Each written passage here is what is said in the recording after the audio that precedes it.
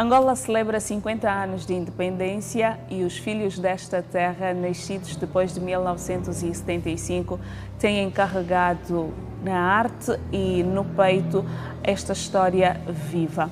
Hoje recebemos um desses filhos, rapper, fundador dos Reais Camaradas e da banda Mvula. É, na verdade, um nome com estrada e raízes profundas no hip-hop angolano. Bem-vindo, Ancla. Muito obrigado. Bem-vindo ao Geração Independente. É um prazer estar aqui. Para início de conversa, e temos estado a fazer com todos os nossos convidados, o programa é Geração Independente. Denominá-lo Geração Independente traz assim um peso de responsabilidade. Com certeza, né? Porque nascendo pós-independência, nós acabamos por levar connosco tudo aquilo que restou do que foi feito na última fase de libertação do nosso povo angolano. Acabamos por ficar com algumas das responsabilidades, acabamos por ter que ser nós os jovens a perceber qual o processo para evoluirmos mais a nossa conduta no país. E os Aqueles jovens que sempre tiveram o desejo de ver o país a crescer, que sempre tiveram com aquele modo patriótico ligado, sempre trabalharam para que isso aconteça, para que as coisas realmente evoluam. O Jay nasceu na época em que Angola tinha acabado de receber a sua liberdade, a independência, também passou pelo processo de conflito e de conquista da paz. Que memórias é que tem da sua infância, juventude e adolescência? Passando por estes contextos e processos todos de Angola. Bem, as memórias são muitas delas não muito claras agora, mas eu me lembro de os meus pais sempre nos dizerem, nos deixarem patente que há uma grande diferença do tempo em que eles estavam a viver e do tempo em que pós-independência. As dificuldades eram bem menos, sempre houve aquele alerta dos mais velhos que temos que prestar atenção e que as coisas ainda não estavam bem definidas e que o facto de sermos independentes, livres, não quer dizer que não iria haver ainda uma dependência em alguns campos.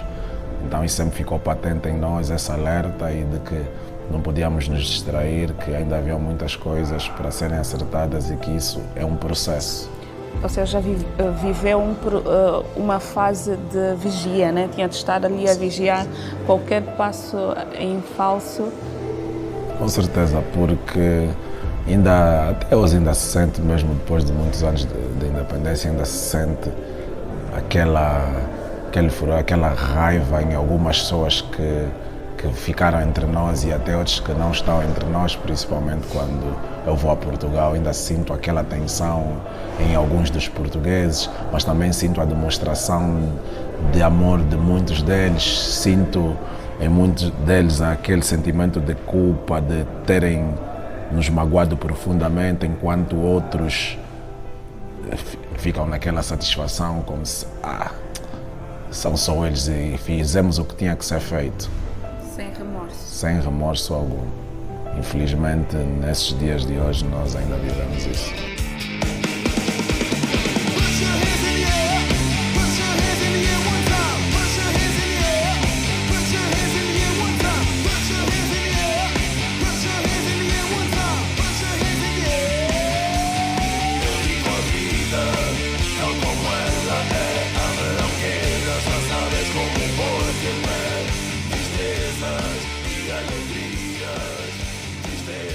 A música, quando é que entra para a sua vida?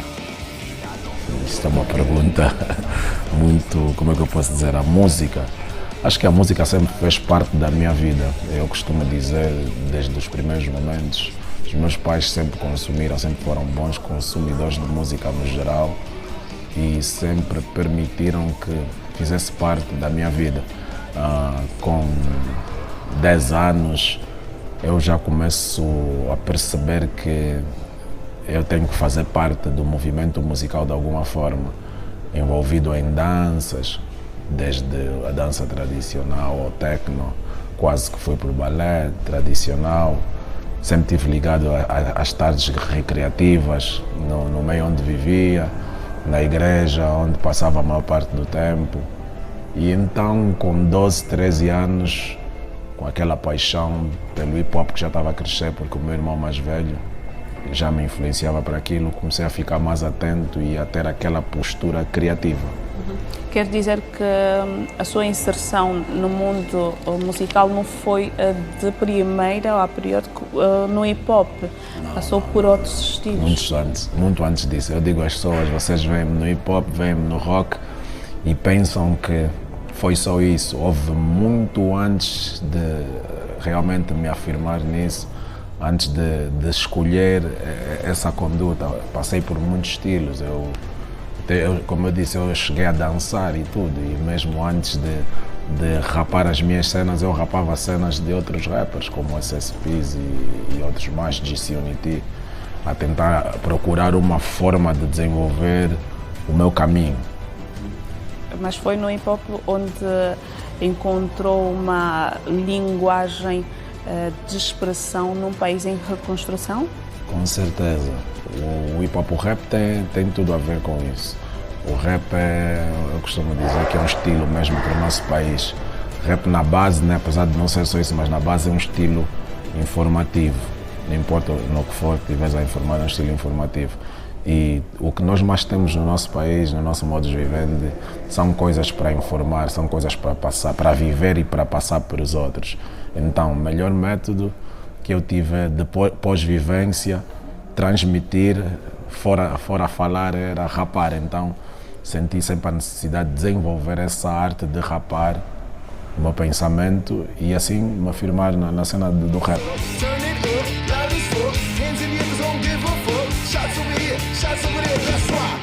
Eu vivo a vida, tal como ela era, verão quedas, mas sabes como importa que é, tristezas e alegrias. Como é que surge a ideia de criar os Reais Camaradas? Bem, os Reais Camaradas, na verdade, a ideia surge da minha parte, dos meus dois irmãos, o Sentinela e o Kilo, que sempre estiveram comigo nessa estrada. Meu brother, o Black Nizzle, o o Elder Felipe, que é um grande realizador daqui da banda, e o Dom Pedro da Lareira. Nós já tínhamos umas manifestações culturais no São Paulo, onde nos encontrávamos várias vezes para explanar o nosso conhecimento sobre o hip-hop, mas nós precisávamos que passasse dali. Precisávamos que aquela união não ficasse só pelas conversas, que aquela união entrasse mais para o movimento musical e que pudéssemos realmente criar uma marca com isso. Uma marca que falasse apenas sobre o nosso estilo de vida, uma marca rap que vivesse fora da artificialidade que normalmente o movimento rap tem trago. Não vou dizer na totalidade, mas aquele rap que é mais sonante, é aquele rap mais perfumadinho, e nós queríamos criar algo que fosse fora disso naquela fase. Acabamos por criar o conceito Reais Camaradas. E funcionou na altura? Funcionou na altura com muito impacto e nós temos vivido frutos disso no movimento underground até agora. Jay, como é que foi rimar num tempo de conflito, de transição para paz, estar a viver... Aqui em Luanda nós não vivemos e não sentimos tanto quanto nas outras províncias, mas como é que foi para si rimar naquela altura? Olha, essa de pergunta conflitos? é muito interessante. Essa foi a única fase em que me faltou cabeça para isso, porque eu era um puto, estava a conhecer o rap. Vou dizer primeiro, quando eu conheci o rap, comecei a conhecer mesmo com 9, 10 anos. E isso foi na fase dos confrontos aqui no país. Angola, 1992.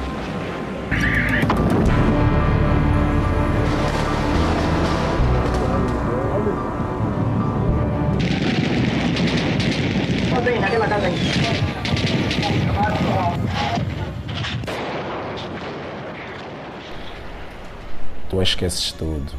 Tu quando começas a ver aquilo, tu dizes que em Luanda nós não vimos muito. Nós não vimos muito. Mas esse bocado que nós vimos para alguém que nunca viu nada é horrível. Eu era um puto, os meus pais tinham acabado de se separar e nós meio que estávamos assim, a Deus dará. E acontece esse caos no meio disso tudo. Aquilo foi tipo um caos em cima de outro caos que já estava a viver. Então o rap nessa fase meio que ficou atirado por aí. Eu só comecei a rimar sobre essa vivência muitos anos depois, porque eu também fui conhecendo o movimento e percebi que o melhor rap se faz dessas memórias que nós temos. Aquele rap puro e verdadeiro é construído a partir dessas memórias más ou boas que nós temos. Então nessa fase eu não fiquei muito conectado à música também porque era um embrião. Mas depois houve a necessidade de... Aliás, só eras verdadeiro se rapasses sobre isso. Viver aquela fase de conflitos e também a separação dos seus pais, que impacto é que teve na sua vida este momento?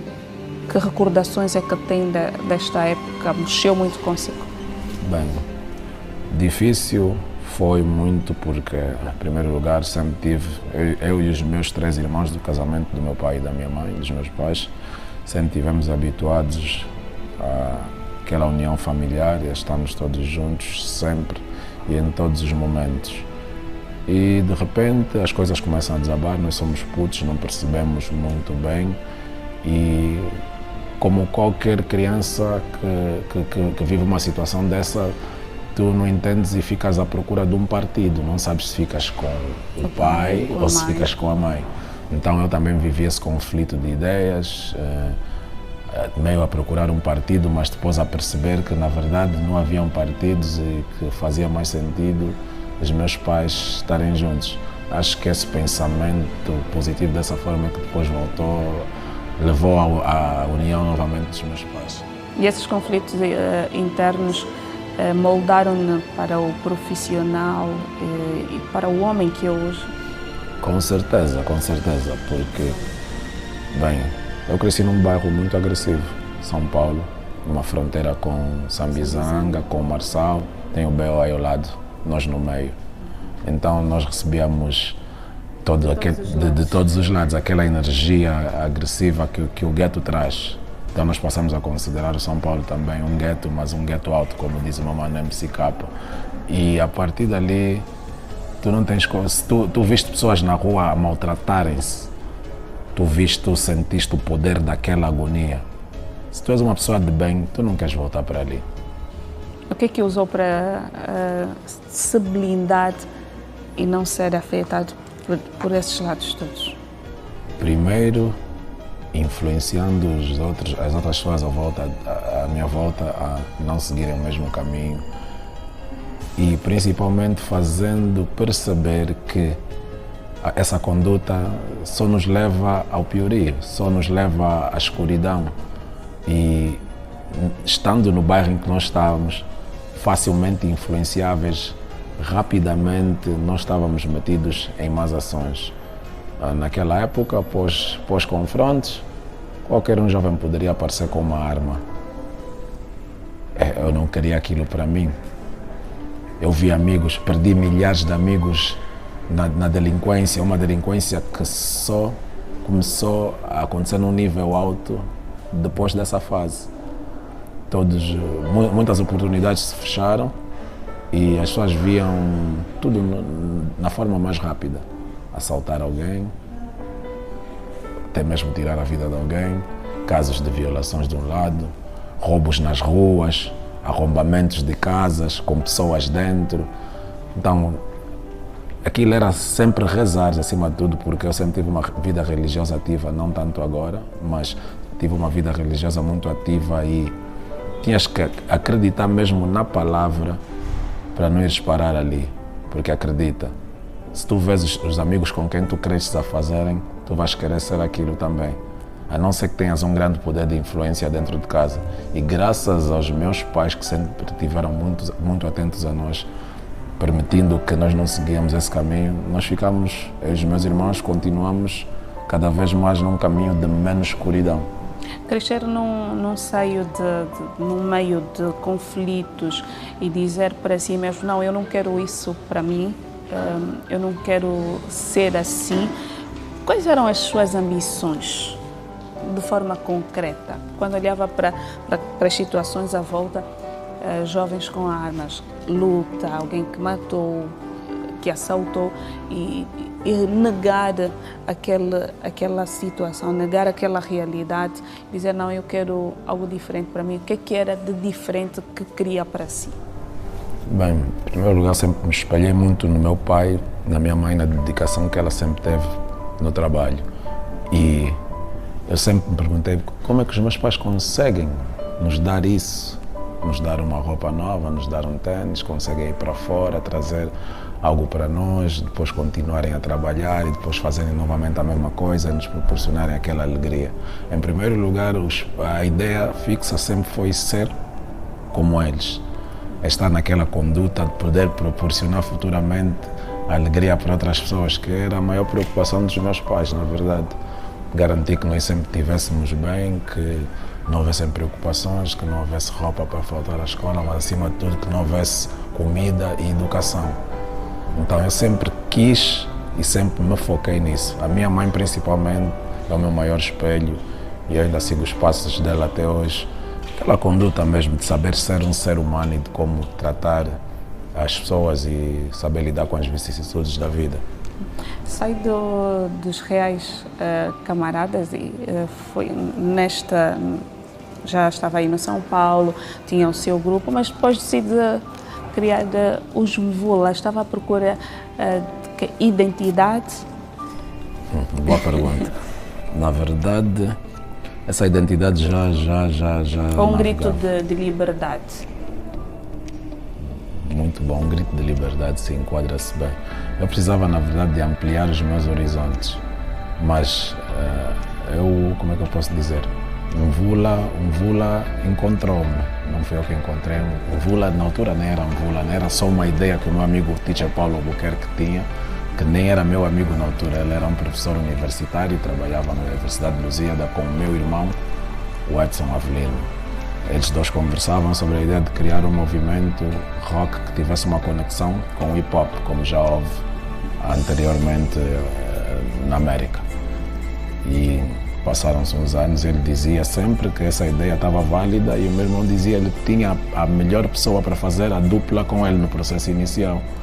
Em 2007, o meu irmão apresenta-nos e nós conectamos e começamos a fazer algumas reuniões. A princípio éramos os dois, eu e o Paulo, a fazer voz e violão, a criar umas ideias. Depois sentimos a necessidade de chamar um baixista, chamamos um sobrinho meu que também tocava baixo, depois chamamos um baterista que era um professor universitário. Eu acabei por entrar para a Universidade de Lusíada, a trabalhar na Secretaria de Alunos.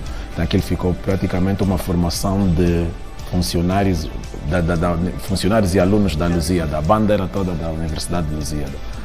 E então começamos a criar com a intenção de profissionalizar isso. Não é que o Mvula começou a fazer todo o sentido, num estilo que era novidade em Angola, mas não para o resto do mundo. O estilo é rap metal, agora houve uma mudança para o new metal, que é uma mistura de rap e rock. E o estilo começou a ser bem recebido e a ser reconhecido fora do país. Recuando um bocado na tua pergunta, eu sempre estive ligado ao rock, mesmo desde puto, mesmo naquela transferência, naquela passagem pelo rap. O rock, o samba, o zouk, o kuduro, a tarraxinha, esses estilos todos estiveram à volta. E o rock sempre teve um impacto muito forte na minha vida. E os meus pais sempre permitiram que nós ouvíssemos qualquer estilo de música em casa. Mas quando tu pões rock, os mais velhos ficam logo, ei, barulho, e tira isso. Mas a minha mãe dizia, não. Deixa eu tocar. Põe mais volume aí nisso, deixa eu tocar para ver o que é isso que está-vos a movimentar assim. E de repente, ela diz, olha mamãe, eu vou basar para esse vou base. Depois tu já és independente, né? Estás a pedir uma opinião porque na realidade te importas com a opinião da tua mãe. E ela te diz, vai, Tenho carta branca, né? Tenho carta branca, vou fazer isso. E conectei-me cada vez mais, enraizei a cena com o teacher Paulo, procuramos dar uma criar uma marca com isso. Ele veio com a ideia de ser Mvula, eu perguntei-lhe Mvula porque ele disse, não vês a força que nós temos, o poder de chuva, o poder de limpeza, as pessoas estão sempre a se identificar e a dizer que as tuas letras estão a mudar. O que é que faz isso? Uma chuva, uma tempestade. E ele mostrou-me o nome Mvula e nós vimos que significava a mesma coisa na maior parte das regiões de África.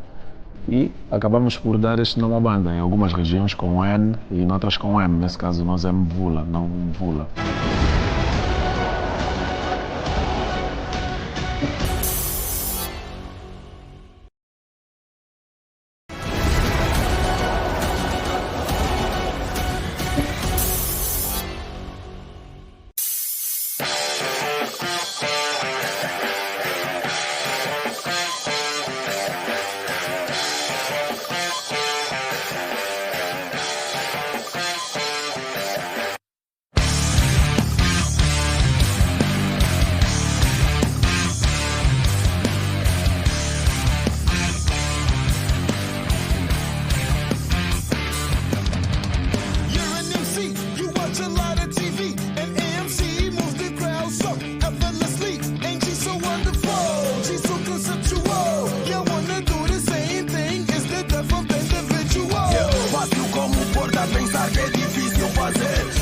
Demais do esperado para você perceber o quanto a cena aqui é fenomenal. Não saias daí para curtir a vida real. Se estás a curtir, eu quero mãos ao ar. O Teacher Paulo, ele sempre me disse, reais camaradas não podem morrer, porque ele, é claro, né, eu estou lá a estudar para ver quais são as equivalências dele, para nós fazermos esse projeto. Ele estava mais a estudar também, ele sabe que eu sou do hip hop, sabe que eu já fiz isso. Ele depois sabia melhor do que ninguém, ele me dizia com precisão, tu fizeste isso aqui, tu és mau. Tu não, reais camaradas, e traz também os reais camaradas. Sim, porque a pergunta seria se foi fácil esse desligamento dos reais camaradas para estar completamente integrado nos Mvula. Não, eu repito. E como já disse... Não tive como me desligar, sempre houve muito espaço na minha vida para tratar de diferentes assuntos musicais. Agora posso dizer com uma experiência, eu trato de diferentes assuntos, tu vês a minha jornada e vais ver, eu vou tratar de diferentes coisas dentro da música. E com os Mvula e os reais camaradas não foi diferente. Eu disse aos reais camaradas, eu estou a formar uma nova cena aqui de rap rock, vocês estão aqui desse lado, mas estamos a trabalhar e às vezes fundíamos algumas coisas. Eu trazia o Killa dos Reais Camaradas para fazer alguma coisa ao Black Knee, depois trouxe o MG dos Reais Camaradas, que foi quem ficou mais tempo permanente no Mvula. Fizemos 2 álbuns com o MG, ganhamos prémios nacionais e internacionais, giramos a volta da África, mais de 10 países, atuamos em 6, fizemos uma tour pela Aliança Francesa. Foi uma coisa maravilhosa. Ou seja, é um peixe que consegue navegar nos dois. Sim, tanto no mar quanto no rio, né? Até na banheira, posso sair do mar, do rio, piscina. Consegue estar no mar e depois para o rio assim e enquadra-se. Valeu a pena ter abraçado os Mvulas? Sim. Esse projeto? Da mesma forma que o rap salvou uma vida, porque no bairro onde eu cresci, se não fosse a delinquência, seria o rap. Se não fosse o rap, seria a delinquência. Eu acabei por escolher o rap. No rock foi a mesma coisa, mas num sentido um pouco diferente. O rock trouxe-me aquela, como é que eu posso dizer, uma disciplina nova. A disciplina de música ao vivo. Hoje eu me considero, e as pessoas consideram-me um grande artista ao vivo. E sabe-se que tem que ser feito um trabalho para tu atingir esse nível. E eu trabalho para estar firme nesse nível. Eu vejo quando os outros artistas de banda vêm falar comigo e perguntam como é que dominas assim, como é que ficas à vontade, o frio na barriga, essa coisa toda. Eu digo, o rock preparou-me para isso. Agora eu atuo com vários artistas de banda e de diferentes estilos, diferentes instrumentistas. E há aquela tranquilidade e aquela experiência. E ainda que o artista não te viu de sítio nenhum, vai te dizer, pô, estás preparado? Eu costumo dizer, eu aprendi isso no rock. Como é que se conquista isso? É a disciplina. Eu tenho dito, e as pessoas que trabalham comigo sabem. Eu digo, parem de me admirar. Isso é disciplina. Se vocês quiserem me admirar assim, vão fazer o que eu estou a dizer o tempo inteiro para fazer. acordem cedo, aprendam as vossas próprias composições, aprendam a executá-las como deve ser, façam um beat diário. Nessa disciplina dá para incluir também liberdade? Nessa disciplina dá para incluir também liberdade, tendo disciplina e liberdade de pensamento e das suas convicções? Com certeza. Aliás, para tu seres alguém disciplinado de verdade, tu tens de ser livre. Para poderes executar bem as tuas missões. E principalmente na música. Se quiseres ser alguém diferente, e acho que é a postura de todo músico não ser conotado a alguém, tu tens que ter essa liberdade para ser ousado e criar uma identidade só tua, baseada na do fulano e do cicrano, mas tens de ter aquela liberdade para criar algo que seja teu, que até pode parecer do fulano, mas não é. És mesmo tu, inspirado nisso e naquilo. De 1975 aos dias que correm, muitos contaram a história de Angola com palavras, imagens e também música. Uncle Jay escolheu rimar e rima, como ele próprio diz, rimar é resistência. Quer explicar para os nossos telespectadores quando diz que rimar é resistência, o que é que pretende transmitir com isso? Bem, o mundo, Angola principalmente, precisa de ouvir os filhos da pátria.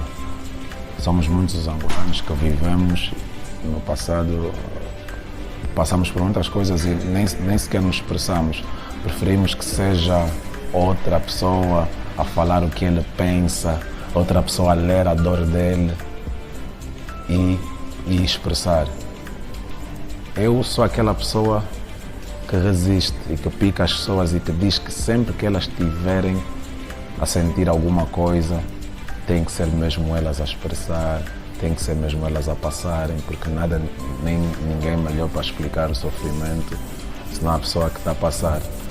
Eu resisto porque eu continuo a bater nesta tecla, continuo a bater na tecla que nós devemos sempre soltar tudo aquilo que nos prende, tudo aquilo que nos faz mal, até o que nos faz bem, que as pessoas precisam mesmo de receber o bem que temos em nós. Nós nos prendemos tanto que nem o bem que nós temos, às vezes, temos tempo para passar às pessoas. Ficamos mais distraídos com outras coisas, entrar cara a cara, por pensar que a outra pessoa também tem algo de negativo. E nem conseguimos aproveitar este bem que Exatamente. temos. Então eu resisto, eu dou-te o toque, sentes, fala, porque eu vou falar. E se tu não falares, eu vou ter mesmo que falar por ti. E às vezes nem vou dizê-lo como tu gostarias que eu fizesse. Sim, mas eu costumo dizer que eu tenho mesmo que rimar porque o mundo ainda continua em apuros. E nós ainda continuamos a caminhar por becos escuros. Não queremos priorizar o prioritário. Por isso é que eu resisto. Por isso é que eu continuo aqui a tocar na mesma tecla. Se sentes, fala. Resiste. Sim. O álbum Hora Quente é mais do que música, é manifesto. Que mensagem ele traz neste momento da sua carreira? Bem, o Hora Quente, na verdade, é uma afirmação de permanência. E também, como é que eu posso dizer, esse é o álbum mais difícil da minha vida, mesmo já estando lançado.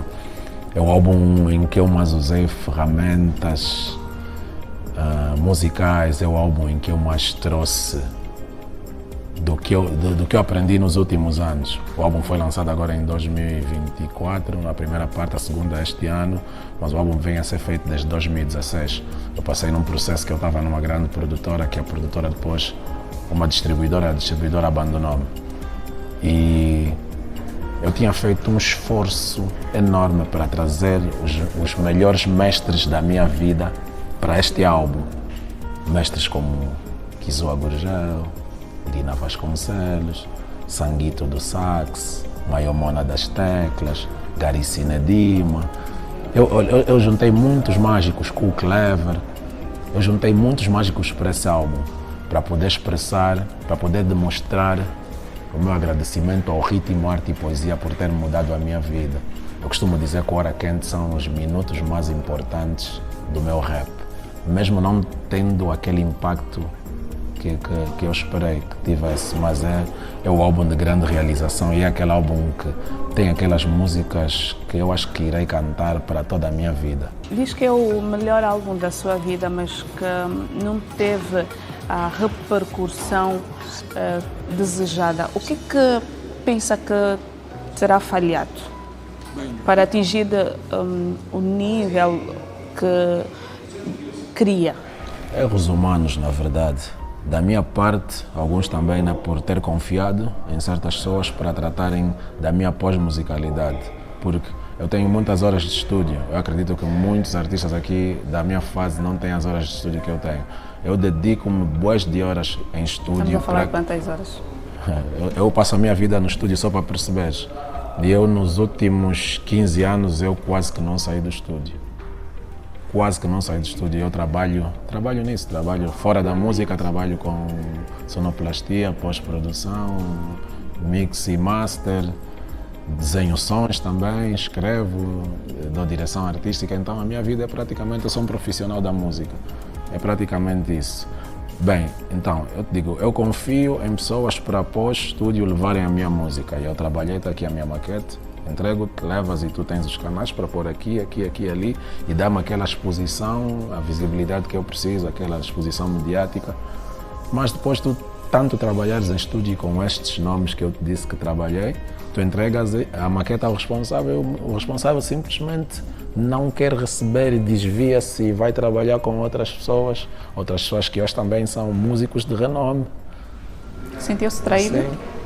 Claro, isso é uma traição, eu acabei de explicar aqui, uma traição por outras palavras. Foi isso que aconteceu comigo. Depois, a pessoa que trabalhou comigo nesse processo todo, que supostamente ia me levar para esse patamar, pois isso é uma pessoa que sempre teve o meu respeito, uma pessoa a quem eu dei, como costumamos dizer na street, eu dei o meu sangue, não à espera de alguma recompensa, mas agradecimento. Um dia, já que eu preciso de ti, tu me dizes, olha, estás aí há muito tempo e gosto do teu trabalho, a partir de agora eu vou te dar a ajuda que precisas. Mas tens que fazer isso, andar corretamente, posicionar-te melhor. E eu me posicionei melhor e fiz exatamente tudo o que essa pessoa pediu-me para fazer. E na altura a pessoa desapareceu e começou a apoiar outros artistas. Automaticamente, eu sei que essa pessoa tem um poder de pôr os artistas ali. Eu disse, se eu estou trabalhar com essa pessoa, eu estarei ali naquele nível. Mas ela pegou outras pessoas e começou a pôr neste nível, essa pessoa. E eu fiquei aqui embaixo a ver essas outras pessoas a subirem. E eu sou bem real nisso, por isso é que eu sou dos reais camaradas. Principalmente quando muitas dessas pessoas não são mais talentosas do que tu. Quando muitas dessas pessoas que estão a subir mais do que tu são aquelas pessoas que vinham te perguntar ou te pedir, ou querer ser como tu, ou te imitaram, ou inspiraram-se em ti. Mas pronto, a vida é mesmo assim, nem sempre tudo o que nós vamos querer, vamos ter, ou ter da forma como nós esperamos. Sim, aprendi com isso. Essa é a verdade dos factos. Há muitas pessoas que me conotaram como um preguiçoso, tipo o Lil Jorge, o Uncle Jay, sempre aí, não lança nada, é preguiçoso. Não, eu trabalho muito. E um dia quando eu partir dessa terra, vocês vão ver que ainda tem, vocês vão dizer, mas como é que tem tanta coisa aí ainda a sair? Porque eu tenho e tive muitas horas em estúdio a garantir que ainda que eu parta daqui, deixe obras na terra, mas acima de tudo, obras coesas. Sentiu-se decepcionado? Sim, com certeza, uma decepção enorme. Principalmente isso, decepciona-te realmente quando é alguém que tu conheces. Também é o que dizem, as pessoas que vão te fatigar como deve ser, são aquelas pessoas que estão bem perto de ti. E eu recebi nessa moeda. Isso mudou a sua forma de ver o mundo da música, mudou a sua forma de ver a vida? Sim, eu entrei muito cedo, eu pisei muito cedo não, com 17 anos eu já estava no tapete vermelho da fama. Eu era o primeiro campeão do Big Show e tinha toda a gente à minha volta e todas as fotografias e todos os órgãos de comunicação e todos os cotas do movimento querem falar comigo ou tirar uma fotografia ou só saber como é que eu sou.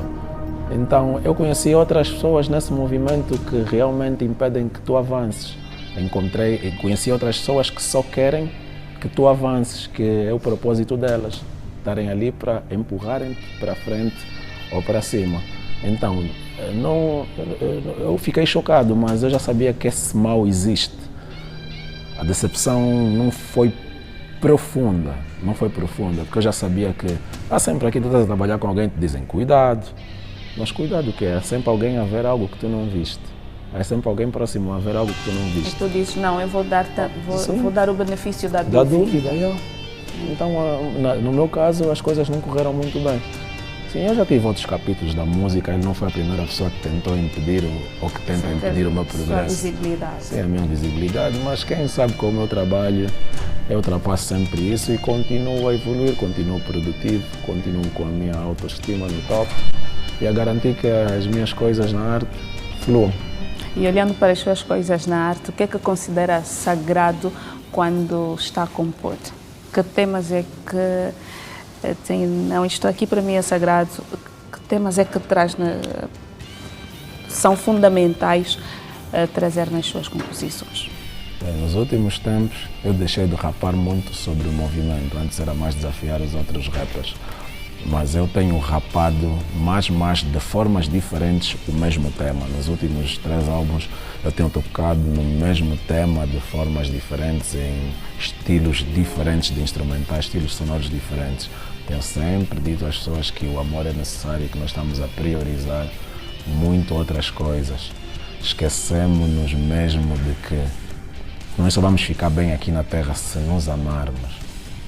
Tenho dito, priorizemos isso, por favor, que assim as coisas vão correr melhor. Quando tu pões amor em tudo, até a inveja desaparece, o mal se esconde, perde sentido, perde força. Então, amem-se mais, vamos nos amar mais, vamos nos odiar menos, vamos tirar menos conclusões precipitadas. E eu tenho tocado nesse tema de formas diferentes nos últimos projetos que eu tenho lançado. Eu posso rapar de outras coisas, mas a minha prioridade é essa, o amor. Yeah. O mundo precisa disso. O mundo precisa disso. É do nosso amor que o mundo precisa. Sinto que hoje as pessoas mostram cada vez menos este sentimento. As pessoas estão mais frias. Com certeza, nós mentimos cada vez mais, sem querer saber se vai magoar as outras pessoas. A primeira opção é sempre dúvida. Quando é para dar, nunca damos de primeira. Nós temos que parar com isso, temos que ver primeiro porque é que alguém nos pediu a ajuda, quem é esse alguém e se esse alguém realmente merece o nosso amor, a nossa atenção, vamos dar. Porque depois nós podemos estar exatamente nessa posição, não a necessitar também do amor, do carinho, do afeto de alguém, em todos os campos da vida. Então é necessário que nós priorizemos essa autoajuda, essa atenção ao próximo. Ainda que não nos digam nada, procuramos saber entre os nossos se está tudo ok e também saber estender a mão quando tu tens mesmo algo a dar. Tu tens algo para dar, é para dar. Algo amoroso, algo positivo, é para dar. Não é para tu guardares e sofre ainda. Vais ver como é que eu também sofri, esquece isso. Se tu já sofreste e sabes o peso do sofrimento, tens que perceber que ninguém precisa de passar por isso que tu passaste. Então, dá o amor, dá o contrário, para que ninguém passe por isso. E as suas músicas têm servido de bálsamo, né, para muita gente que precisa de ouvir um conselho de alguém que precisa simplesmente sentir que também a sua presença também importa, que é amado.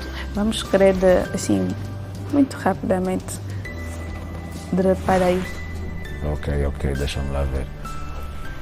Hoje nós coisificamos as pessoas e humanizamos as coisas. Fatigamos o próximo por vivências prazerosas, desviados dos valores de formas inescrupulosas, vivemos rápido em velocidades vertiginosas, ríspidos no trato, severos no julgamento, sentenciamos sem factos, sem noção do que é certo. Sei que temos condições para mudar esse aspecto e só depende de algumas almas fazerem o correto. Rimo porque o gueto não venceu, é mentira. A cólera e a fome não nos tiraram da mira. Eles querem que eu me cale, mas aqui ninguém me para. Essa é a voz do coração a disparar na tua cara. Rimo porque as drogas ganharam espaço, arruinaram famílias, espalhando fracasso. diminuíram muitos e eu vejo isso nos putos.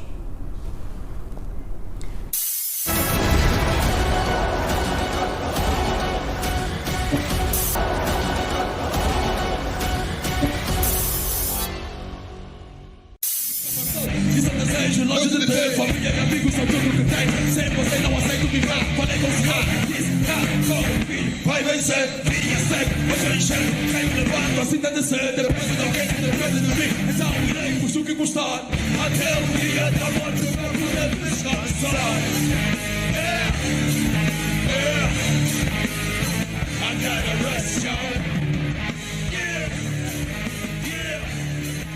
Jair, quando ganhou os Mvula o título de melhor banda de rock de África, o que é que significou este título para a música angolana?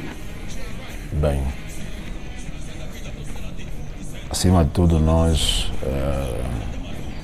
sentimos uma vitória dupla, né? Em primeiro lugar, o movimento rock venceu. O movimento rock sempre foi muito estigmatizado aqui na banda e não só no mundo. Para as pessoas nós somos uma cambada de drogados e não passa daí. Depois do movimento rock nós passamos a estar inseridos realmente no movimento musical geral. Já na construção dos Mvula, quando nós começamos a levar a música para fora, nós participamos no movimento da música acústica e não era no movimento rock, era no meio de samba. Estás com o Puto Português, estás com o Matias Damasio no mesmo evento, estás com o Conde, estás com a Ari, estás com a Pérola. E a cena começou aí. E as pessoas olharem mais, o que é isso? Depois nós começamos a ir para palcos maiores, palcos da Unitel, palco dali, começamos a ganhar uma visibilidade que nos leva a esse prémio. Quando o prémio explode, já ninguém pode te dizer que tu não podes isso, não podes aquilo. Não és merecedor. Já não éramos só rockers, éramos músicos.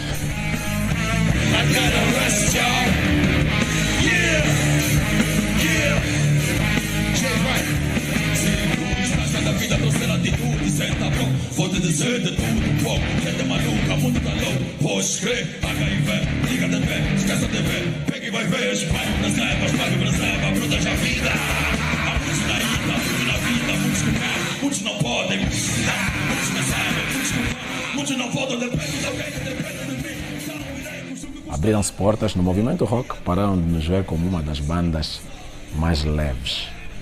Que é assim que nós éramos considerados. Mas nós estávamos ali não só para mostrar que somos diferentes, mas também para abrir portas, para ensinar os músicos a serem disciplinados. Nós trouxemos uma coisa no movimento do rock e no musical angolano também. Levamos a maior parte dos músicos que tinham potência para a música de banda, porque eram playbacks em todo lado. Nós influenciamos esses músicos todos a saírem daquele quadrado em que eles estavam. Começaram todos a procurar um baixista, um guitarrista, um baterista. Influenciaram a forma de atuar. Sim. Só começou toda a sair daquela caixa. Quem só fazia playback, não, agora eu quero um guitarrista, eu quero um baterista. A minha voz precisa ser melhor ouvida. Sim, para ser melhor ouvida preciso de praticar, então as pessoas automaticamente começaram a ensaiar. E nós começamos a ser conotados como os precursores dessa ideia. Então isso é uma vitória para o movimento rock, para a música angolana no geral. Depois nós voltamos a fazer, o nosso primeiro prêmio foi no Angola Music Awards. Angola, duvidoso, sempre com aquela. Depois nós fomos para a Nigéria, ganhamos um prêmio de melhor banda de rock africana. As coisas começaram a crescer. Depois voltamos para a Nigéria e ganhamos mais um prêmio na mesma categoria, um ano ou dois depois. E as dúvidas ficaram todas dissipadas. Viu-se logo que não havia cunha aí, que havia um empenho. E aliás, eles lá fora também nos julgaram exatamente por essa disciplina, porque as pessoas perguntaram sempre por que vocês ganharam. E eu dizia, perguntem à organização, eles nos julgaram porque eles andaram a averiguar, a buscar os fatos sobre o quão disciplinados nós éramos e o quão nós estávamos a influenciar as pessoas no movimento musical e não só. E essa influência também que acaba por lhe dar o título de arquivista sonoro na juventude urbana. Como é que lida com esta responsabilidade? Bem, eu nem sabia que tinha essa responsabilidade. Eu vou fazendo o meu trabalho eu vou fazendo o meu trabalho e passando tudo de positivo que tenho para as pessoas, e vou adquirindo durante esse tempo muitos amigos, muitos seguidores, profissionais da música e não só.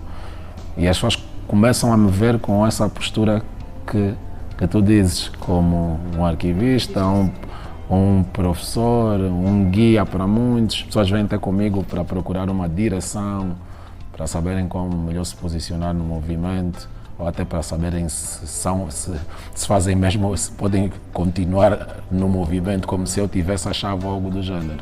Então é gratificante quando as pessoas te olham como algo positivo, não como algo negativo. E o que é que lhe move a ser mentor, a continuar a orientar outros jovens que estão a entrar para o movimento? Em primeiro lugar, a ideia de não ser só eu a fazer. A ideia de ver outros habilidosos, mas sem prática. Isso sempre fez muita confusão. Do legado também? Deixada? Sim, também, porque eu não fui à busca disso. Isso é uma coisa que foi se adquirindo com o tempo. E foi se adquirindo com esse tempo por causa da conduta que tive. E se eu vejo outras pessoas com a mesma atitude, com a mesma energia que eu tenho, e se identificar essas pessoas como pessoas reais, né? Embora nós os humanos trazemos muitos segredos, hoje somos reais, amanhã podemos não ser, mas eu prefiro sempre estar ali sem esforçar, e se pedirem principalmente a minha colaboração, eu estou sempre ali a dar o suporte para que essa pessoa desenvolva, para que essa pessoa consiga ter um nível mais alto no que concerne ao tratamento da sua arte. Em nome da ambição, vidas foram roubadas, irmãos diziam que há um dia permaneceria, mas eu só vejo hipocrisia passar na via e por lá veio mostrar a oportunidade que precisas para ser feliz. Essa luta, nós somos filhos dessa luta, estamos filhos da... Angola celebra 50 anos de independência e a pergunta que não se quer calar é o que sonhamos para os próximos 50 anos. E artistas como Uncle Jay têm sido bússola nesta travessia. É com ele que estamos a conversar nesta edição do Geração Independente. Jay, vamos agora aqui neste bloco. Gostava de poder saber de si o que é que significa independência enquanto homem e artista. O que é que esta palavra significa para si?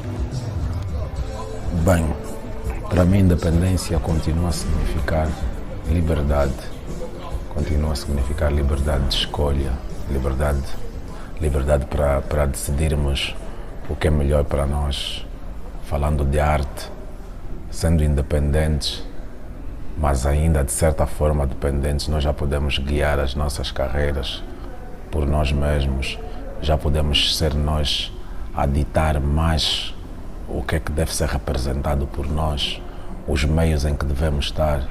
Somos menos influenciáveis com atitudes próprias. Cada vez mais nós, os músicos, deixamos de ter aquela postura formatada. Então, ser independente é teres o poder de fazer artisticamente o que bem entenderes para a exposição da tua arte. E daqui a 50 anos, que papel é que a música deve desempenhar nesta Angola? A música sempre foi, na verdade, como um bálsamo. Os diferentes géneros, de certa forma, vêm sempre para nos remeter a alguma situação, para nos tirar de alguma situação. Então a música sempre foi um bálsamo, e eu acho que esse é o papel que a música continuará a fazer, nos tirar do estado normal e nos levar para viagens nas memórias que essas músicas trazem. Como é que olha para o caminho percorrido hoje pela juventude dentro do movimento hip-hop? Bem, o movimento hip-hop, graças a Deus, sempre foi dos movimentos mais inteligentes no seio artístico, porque nós tratamos primeiramente da palavra.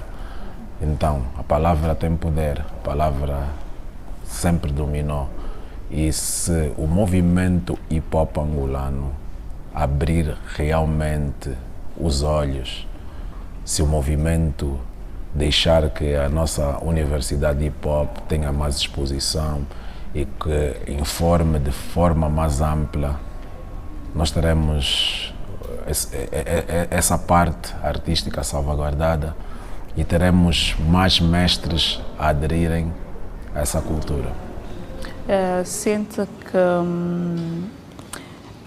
essa juventude, a forma como hoje leva o movimento hip-hop, o sentimento que tem é de esperança, de preocupação, como é que olha para o contexto atual?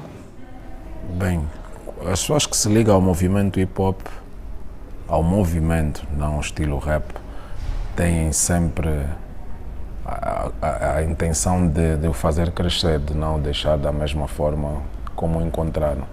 E eu vejo jovens destemidos, muitos em nome do ritmo, da arte e a poesia, que é o rap. Vejo b-boys a se manifestarem de formas diferentes, a não habitarem na mesmice, a praticarem os diferentes estilos dentro das danças do movimento. Eu vejo os grafiteiros a deixarem de criar só nas paredes, a pintarem em grandes outros pontos e a elevarem a sua arte para um nível mais alto. Eu vejo o novo pilar do movimento hip-hop, que é o knowledge, o conhecimento, aquele nosso amigo que sempre soube tudo de rap, mas nunca rapou, nunca brecou, nunca pintou. Eu vejo-lhe mais exposto, porque até quando nós, os hip-hoppers, não tivermos voz, é ele quem vai nos representar, é ele que vai falar com clareza exatamente como é que o resto do movimento se sente. Jay, já mesmo para terminar esta conversa que está muito interessante, mas o tempo já não permite, certo. Ser filho desta terra, para si, é? Para mim é tudo. Para mim é tudo. Ainda ontem estive numa conversa com um amigo e ele perguntou-me assim, ele disse-me, Jay, a sério? Ainda tens tempo de ir embora? E eu lhe disse, a sério? Achas que eu ainda vou a tempo de ir embora? Eu não vou embora porque nunca senti a necessidade de sair daqui. Eu sou um patriota e sempre me senti assim. E sempre que eu estive fora, e sempre que passei muito tempo fora, houve aquela necessidade extrema de regressar, a ponto de ficar melancólico e de já não funcionar lá fora da mesma forma. Então, aqui eu me sinto bem. Essa é a terra que eu amo, é a terra em que eu nasci, é a terra que eu quero contribuir para o desenvolvimento, é a terra que eu ainda considero a terra de muitas oportunidades, para nós os angolanos primeiramente e para outros também, outros africanos, outras pessoas que vêm de outros pontos do mundo. Do underground às grandes premiações. Jay, como é que se despede assim no movimento? Como é que tem de ser a nossa despedida? Nós, os reais camaradas, temos um handshake que é básico, que é assim, não agarras, okay. E fazes isso assim para cima. Fazes, sem agarrar? Exatamente, assim como está. Okay. Então vamos fazer, tu vais subir assim e tocas. Okay. Vamos fazer mais uma vez, não largues, vai lá, toca, exato. Obrigada. É isso. Obrigada. Do grito, como estava a dizer, do underground às grandes premiações, do gueto aos palcos internacionais. Este foi o nosso convidado. Uncle Jay é filho desta terra e parte viva da nossa história cultural. Obrigada por partilhar mais uma vez a sua história e as suas convicções com a Geração Independente. Um prazer. Nós terminamos e voltamos certamente na próxima edição. Siga independente.